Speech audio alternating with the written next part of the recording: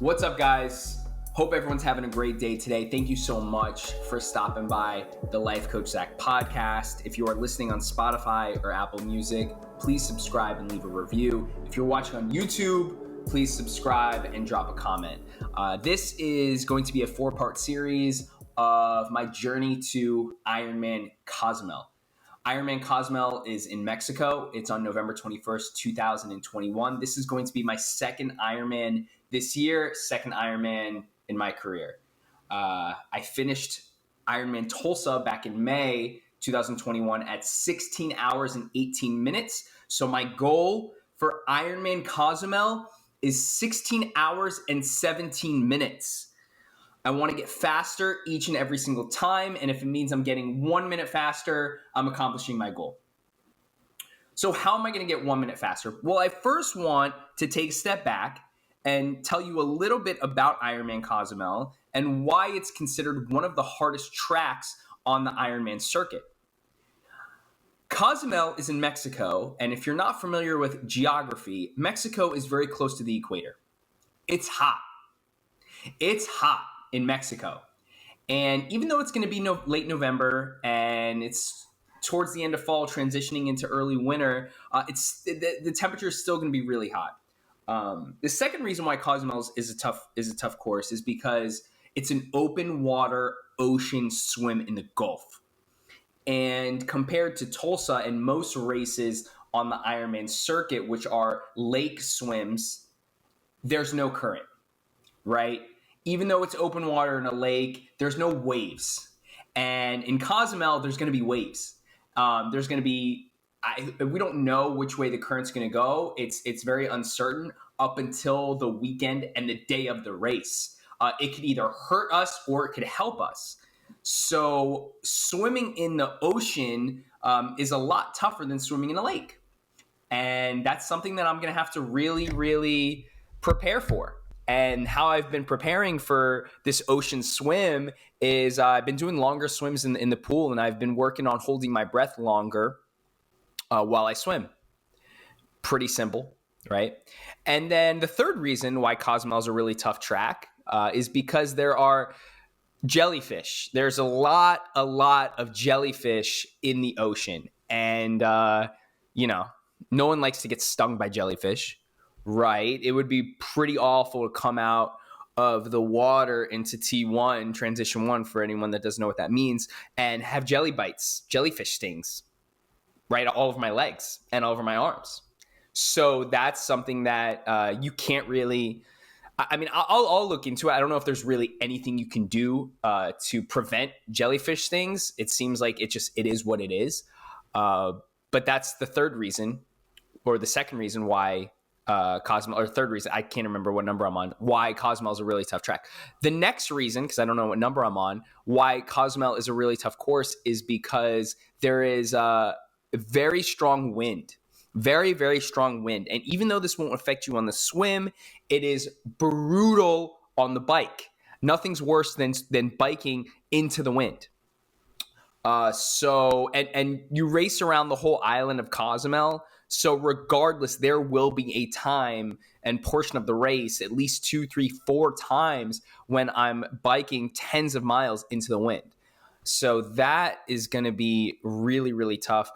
And then the last reason why Cozumel is going to be tough, I think that's all the reasons. So this race, I'm really looking forward to. I'm really, really excited. It's October 11, 2021, and I'm feeling really good. As far as my injuries go, they're pretty much gone. I was dealing with an inflamed left hip flexor, SOA, and I had a right broken wrist, fractured wrist that's been healing really well. And micro tears in my right Achilles are doing okay. My right knee, which if you don't know, I've had 2 knee surgeries, a full ACL reconstruction, and a meniscus tear, both in the right knee. Inflammation is really down there. Pain is really down there. been taking a lot of fish oil, omega-3s every morning, 2 capsules, around 1,300 milligrams with my food. And my pain in my right knee is significantly lower. On top of all of that, I've been super intentional about my diet, high fat, high protein diet, low carbohydrates, eat an avocado every single day. I've been eating salmon 2, 3, 4 times a week if possible. And I've been reducing a lot of my gluten intake and reducing a lot of my sugar intake. So I don't put any sugar in my coffee. I don't drink any soda. I've really minimized the sweets. I have a severe chronic sweet tooth disorder, meaning you're just obsessed with candy and ice cream. And I've been sticking strong to my guns. That is not something I can consume, especially 6 weeks out from race day. So you mix all that with a daily meditation practice and getting to sleep early and just trying to be present and living like really happy, like live just really, really happy. I'm feeling good. I'm feeling really strong. As far as training goes, I've been biking 4 times a week, at least 12 miles every time. I've been running 3 times a week, at least 4 miles every single time. And I've been swimming about 5 days a week, at least 1,200 yards every single time. So I'm hitting my minimums. Now, are minimums enough to successfully complete the Ironman? Yes, they are. But we need to push harder. We have to push harder. In life, we must push our boundaries. We must push our limits if we want to grow. And growth is on the other end of fear. And when our mind says, Zach, you've ran 5 miles, you hit the minimum, stop. I'm going to talk to my mind. I'm going to say, hey, mind, look, I see you, I hear you, I acknowledge you. We're going to go another mile. And this next mile is going to be faster than the last one. And that's the mindset you got to have if you want to accomplish something like an Ironman. Ironman is not easy, right? But it's super ironic because now that I'm now 14 months into training for Ironman. This is going to be my second Ironman. I've ran a marathon at under 4 hours. I've done a half Ironman, and I've been training consistently this entire time. I got to say, I'm at a point now when it comes to my relationship with Ironman that this race is too easy. And I mean that. This race it's too easy. It's too fucking easy, right? It's been my attitude. It's been my mindset. It's been my mental this entire time that I'm going to say something. So I'm going to say something a little vulgar right here, but this is my mantra. It's Ironman is for pussies. Ironman is for pussies, and I need a harder race. Okay. This race is for pussies. And, I'm going to fucking dominate. I'm going to fucking dominate this race.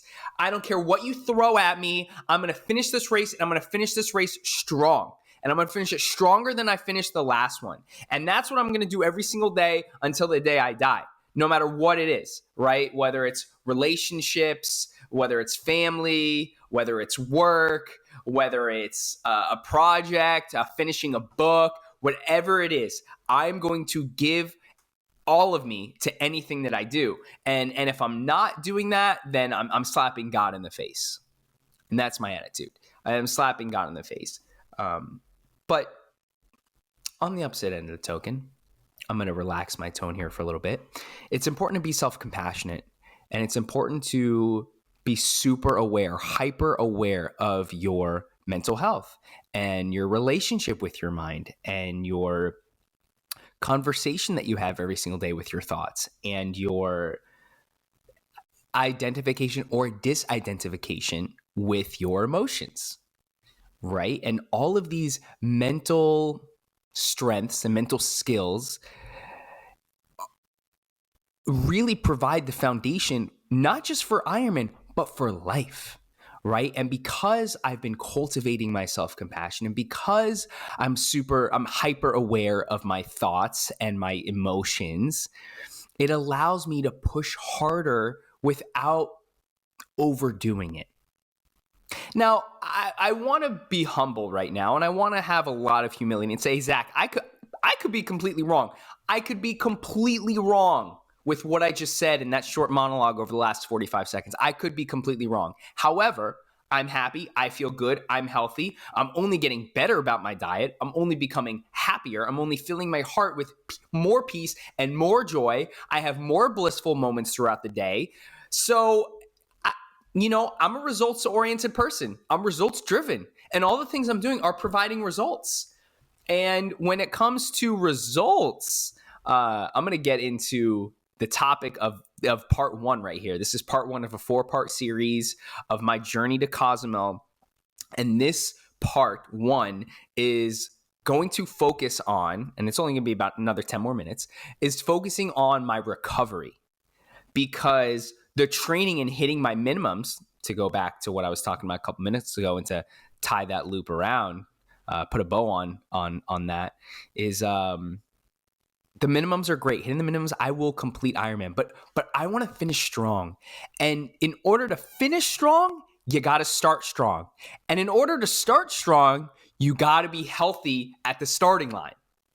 And that is something I was not in May in Tulsa. I had injuries before I even started the swim, you guys. Before I even started the swim, I had injuries. And look, I'm not saying that to say I'm a beast, and I'm not saying that to brag that, I still finished. What I'm trying to say is that if I felt 100% and I didn't have these injuries going into the swim, the beginning of the race at 6:45 in the morning, then I would have felt better, and I would have finished stronger, and I would have had a stronger conviction and feeling of success. Posting that picture on Instagram, I posted a lot of pictures about Ironman, but posting those pictures on Ironman was a good feeling, right? I was thinking about it the entire time during my run. I said, even my swim, my bike, this is my opportunity. This is my one opportunity to become an Ironman. That was the mentality, guys. I wasn't getting another shot at this. It's now or never. I'm either becoming an Ironman or I'm not becoming an Ironman. This is my one opportunity. And in life, when you have opportunities to accomplish something great, the mental has to be, this is your only opportunity. It's now or never. It's do or die. So, recovery.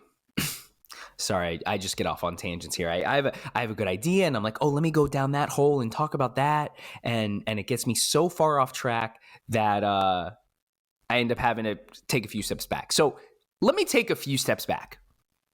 Part one's about recovery. What have I been doing over the last 2.5, 3 months to prepare for Ironman Cozumel? Well, hitting my minimums in training, but more so being super intentional about recovery. And the one thing that I've been doing that has been so influential and has yielded the most amount of results is by far the cold plunge. By far the cold plunge. If you don't know what a cold plunge is, it's a ice bath around between 40, 45 degrees. It's really good for inflammation. It's really good for blood flow. It's really good for oxygen levels. And it's important for recovery for all those reasons. And I train every morning at 7 a.m. And after my 7 a.m. training session, I go right into the cold plunge.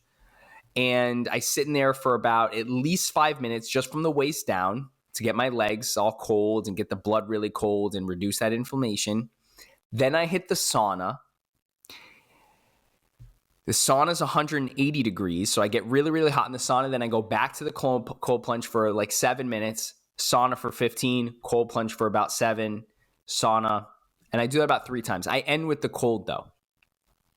While I'm in the sauna, I also use the foam roller and I elevate my feet. So I'll lay down with my feet up. If you're watching on YouTube, you can kind of see what I'm talking about. I'm laying like this, and my feet are like this. So I can get the blood to come back down, right? On top of that, sleep is super, super important. Sleep is super important. I've been getting to bed every night around 9:30, which is really, really good for me because I wake up at 5. So the cold plunge has been great. The sauna has been great. Hot, cold, hot, cold, hot, cold, hot. The foam roller is great. And I've been getting massages every single week.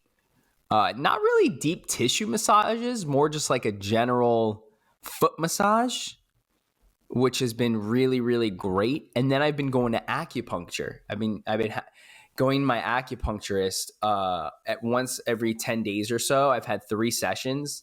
I plan on doing at least 2 or 3 more before Ironman. And it's just really good to relax there. You almost fall asleep, but you're also still super conscious.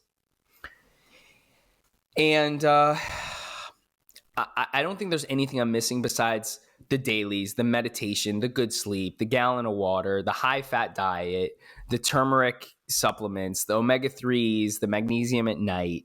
And this episode is not about diet. I can save that for another episode if you guys want. But this episode is really about where I'm at right now, what I've been doing over the last couple months to make sure that I'm recovering properly. Because look, my plan is not to overtrain. My plan is not to, train my ass off and get there with all this, training behind me.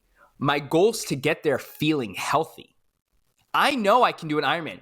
You guys, Ironman is for pussies, okay? I can do an Ironman any day of the week, but I want to get there feeling strong, like a young bull, right? Like a young bull. You know what I'm saying? Like a young bull that is just ready to go, ready to rock. Because in these competitive atmospheres on race day, it's a lot easier to push yourself. When there's 1,500 other people swimming behind you, you better keep going. Let me tell you something. One of the craziest things I've done is during these races. So actually, here's actually a pretty funny anecdote, little story about Tulsa. I don't think I've told this yet, but in the morning right before, who's texting me? New event scheduled? Oh, wow. Look at that. We got a really good guest coming on the next podcast. You love to see that. What was I saying? Oh, yeah. Ironman Tulsa at the swim. Right before the swim, they say, if you're expected to finish your swim at 1 hour and 10, you start at this time. If you're expected to finish your swim at 1 hour and 20, you're going to start at this time. Well, I wasn't expected to finish for 1 hour 30, but I started with the hour 10 guys. Okay, I started with the people that were way faster than me because I wanted to try to keep up. I wanted to push myself. I wanted to be with people that are faster than me. And when you're swimming in these races and you stop for a second and you turn around